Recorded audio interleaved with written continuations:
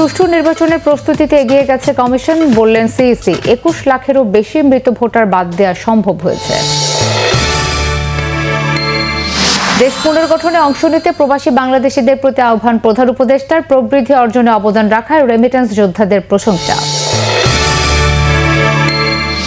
জুলাই গণহত্যা মামলায় শেখ হাসিনার বিরুদ্ধে ৫৪তম ও সর্বশেষ সাক্ষী হিসেবে সাক্ষ্য দিচ্ছেন মূল তদন্ত কর্মকর্তা মোহাম্মদ আলমগীর।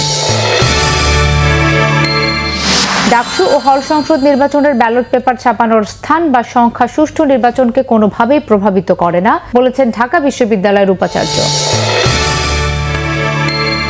ষষ্ঠী পূজার মধ্য দিয়ে শুরু হলো শারদীয় দুর্গোৎসবের মূল আনুষ্ঠানিকতা। মণ্ডপে মণ্ডপে চলছে দেবীর আরাধনা। আইনশৃঙ্খলা পরিস্থিতি নিয়ন্ত্রণে খাগড়াছড়িতে চলছে ১৪৪ ধারা। সেনা নিরাপত্তায় সাজেকে আটকা পড়া ২,০০০-এরও বেশি পর্যটককে পৌঁছে দেওয়া হয়েছে গন্তব্যে। কক্সবাজারের টেকনাফের পাহাড় ও সমুদ্র পথে বেড়েছে মানব পাচারকারীদের কার্যক্রম। সংঘবদ্ধ চক্রের দৌরাত্ম্য থামাতে যৌথ অভিযান শুরু করেছে বিজিবি ও র্যাব। ভারতের চেন্নাই থালাপতি বিজয়ের জনসভায় পদদলিত হয়ে মৃতের সংখ্যা বেড়ে ৩৯, আহত শতাধিক। শোক প্রকাশ করেছেন বিজয়।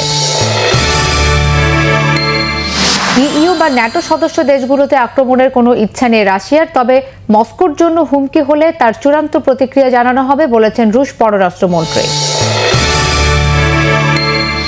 এশিয়া কাপের গ্র্যান্ড ফাইনাল আজ। দুবাই বিশ্ব ক্রিকেটের পরাশক্তি ভারতের মুখোমুখি হবে চিরপ্রতিদ্বন্দ্বী কিন্তু আনপ্রেডিক্টেবল পাকিস্তান।